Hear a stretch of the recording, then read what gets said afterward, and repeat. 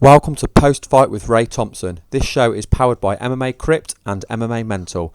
For more interviews and podcasts, please subscribe to our YouTube channels, MMA Crypt and MMA Mental. You can also follow MMA Crypt on Facebook and Twitter.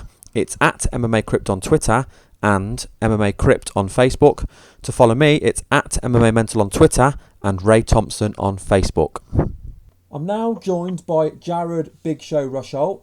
Rosholt's coming off of another impressive victory, going 3-0 in the UFC and 11-1 overall against Soa Palele at UFC Fight Night 43 in New Zealand. Jared, thank you very much for joining me.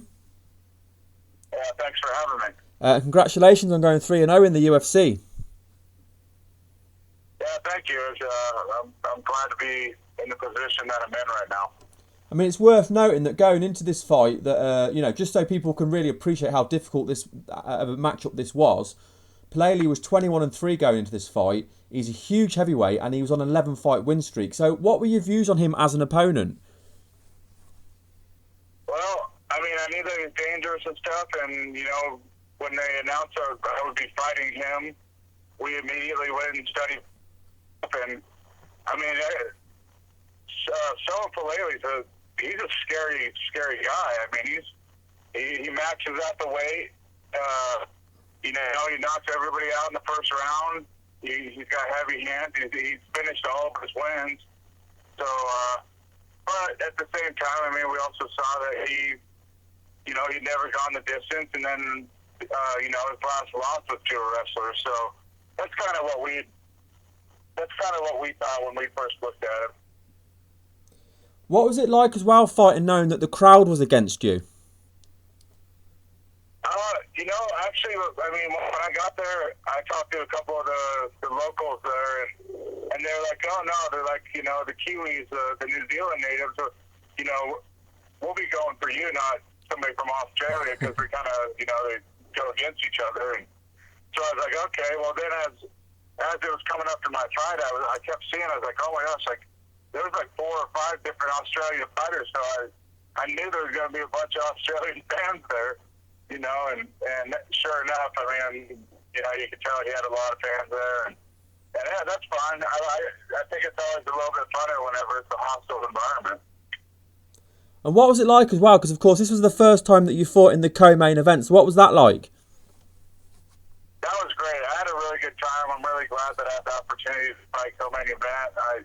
I really enjoyed doing the press conference, the pre-fight press conference. I like that. I like doing the open workout and stuff. But I really had a great time. I really hope, I hope my next fight will be somewhere, around, the top of the main card or even on the main card. I mean, there's so many great fighters. It's just an honor to have been a co-main event. Absolutely. Now, let's talk a little bit about the fight then. So in the first round, Palele took you down quite early. How concerned were you with being taken down that early in the fight?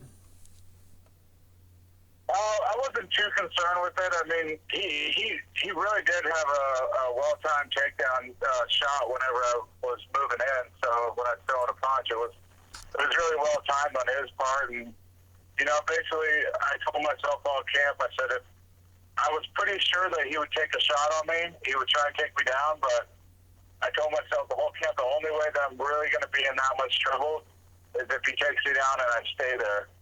So as soon as he would take me down, my main objective was to not lay down there, not stay down there at all, was to immediately try and scramble out of there.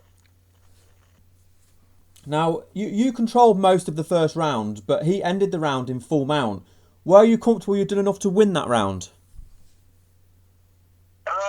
I mean, I felt like we had won that round, but you just don't ever know, with the judging and what they see or what they thought happened. And, once I slipped over the top of him there and he got on top, I mean, that's exactly where I did not want to be and where, he's most dangerous. And when that happened, I knew that there wasn't much time left. And, it's pretty much just, I knew I had to hold on to him and keep my head in tight to his chest, and then it would be fine. So, I'm glad there was only about 10 seconds there. Yeah, he's shown already he's dangerous in mount. I mean, we've seen him finish a few guys in mount already in the UFC. He's only been there for a short time. Now, in rounds 2 and 3, you pretty much controlled him. So going to the judges, did you feel you'd done enough, even though you were like classed as the away fight? Did you feel you'd done enough to win that decision? Yeah, I felt like I did enough to win it and everything, and you know, everybody's just kind of like, oh, well, you just kind of wrestle him or whatever, or you know, you get certain fans and stuff that don't like certain styles of fighters and stuff, you know, and you know, I thought of that for a guy that's ranked above me, had 40 pounds on me that night probably, and has as many wins and experience as he does. I thought the way that I took care of business and controlled him, and really I thought it was a pretty dominating performance, and you know, I thought I did pretty well. That was pretty good fight for me, and so I'm happy with this stuff. I'd like to do more. I'd like to showcase more stuff, but I mean, people got to realize too that someone was trying to take me down a lot of the time, you know. So I mean, it's either I take him down or he takes me down, you know, and that's exactly where I didn't want to be. Absolutely, you don't want him on top of you because, like you say, he's one of the bigger heavyweights. I mean, he actually cuts to the 265 limit, and not many heavyweights do that. Now, you know, a little bit of the aftermath. Now, Dana White tweeted a negative comment about the fight, and someone commented on my status. I know, obviously, you replied to him about the fight. How do you feel about the negative comments?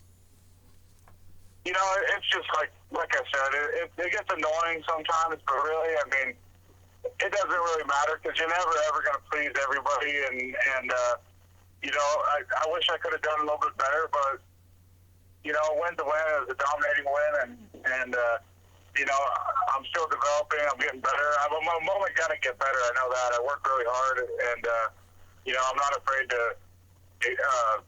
you know, say that I'm weak in a certain area and work on it. You know, it's really easy for me to say, hey, I haven't been boxing. I've only had a boxing coach for, you know, not even a year. So I've only really been, you know, learning boxing for about a year now. And, you know, I'm weak at boxing. I mean, I got to get better at it. You know, I have good kicks and stuff. I do have some good leg kicks and stuff, but, you know, the last thing I wanted to do is throw a leg kick at Sola, you know, and give him one of my legs. You know, like I said, my whole game plan was do not get underneath the guy. So, you know, I had to do certain things, you know. People don't understand that. And, you know, it's always great whenever we sit down to a great fighter like Nate Marquardt and he says, I thought it was a great fight. You did a really good job. You know, that always feels good. Those are the guys that I care about. It's not the people that are just watching, you know. Do you feel you could have taken more risks, or was there too much of a threat from Pelele to do that? Well, like I was saying, you know, the leg kicks and stuff, like kicks and stuff are things that I would have liked to have shown people I can do really well. And but like I said, it's too risky. You got to look at like everything I was doing. There's a risk and a reward in all of it, you know. And the risk of it was just too big for the reward on some of the things, you know. Like I said, getting underneath the guy is going to be a big time problem. And he was a very, very friendly, very respectful opponent, and we talked after the fight and stuff, you know, and he told us, you know, he cuts weight, he walks around about 290, almost 300 pounds, and, you know, he said fighting that night he probably weighed, you know, 280, so, you know, he's got like 40 pounds on me, you know, I mean, he's a big guy. It's just, I'm trying to win, I'm trying to get to the top, and taking unnecessary risk is, I mean, it's just not worth it. It's a big setback if I were to lose, so. For what it's worth, I thought you fought a smart fight. Pelele is not someone you take lightly at all. He is a tough guy, and you don't like we've already said, you don't want him on top of you because he is a finisher. He's just got bricks for fists, hasn't he? Now, last time we spoke, you said you'd like to fight Arlovski or Sharp, and shortly after that, the fight was announced they were going to be fighting each other. We've seen that fight. Arlovski won. It was a close fight. Does the matchup with Andrei Arlovski still interest you?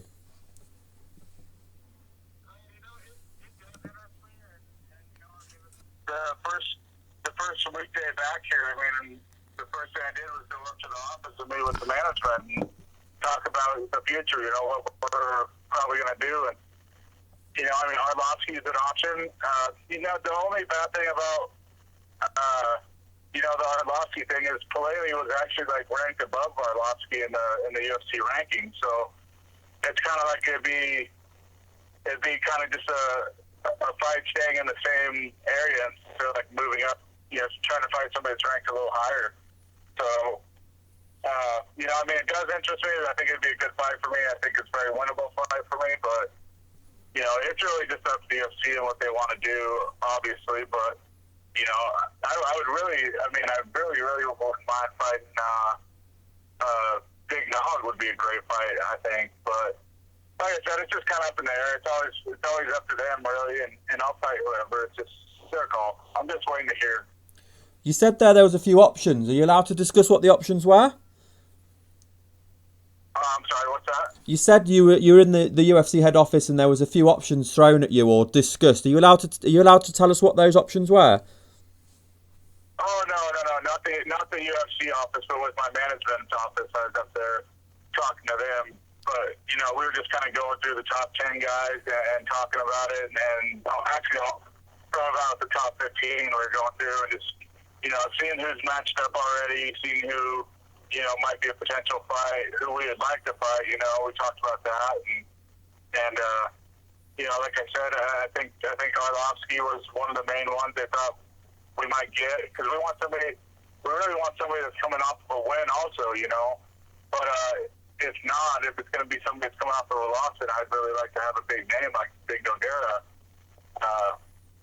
But like I said, it's really not up to me. I mean, I can talk all day about who I'd like to fight, but it's really up to the UFC.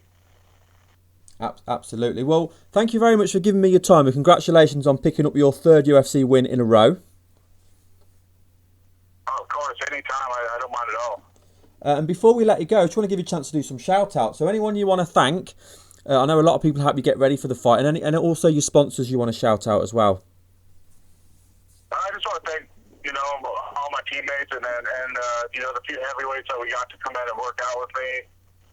Finding big workout partners is really hard to do, and thank those guys for coming down, thinking, OSU Wrestling for sending their heavyweight down to wrestle with me for a couple days, for a week, and also Team Takedown in the UFC. And a big thanks to New Zealand and all the fans that were there. They were great. I had a great time. I loved it there, and the people were just amazing. They were really nice. Well, I look forward to seeing you step back into the octagon. Yeah, I do too. Thank you very much.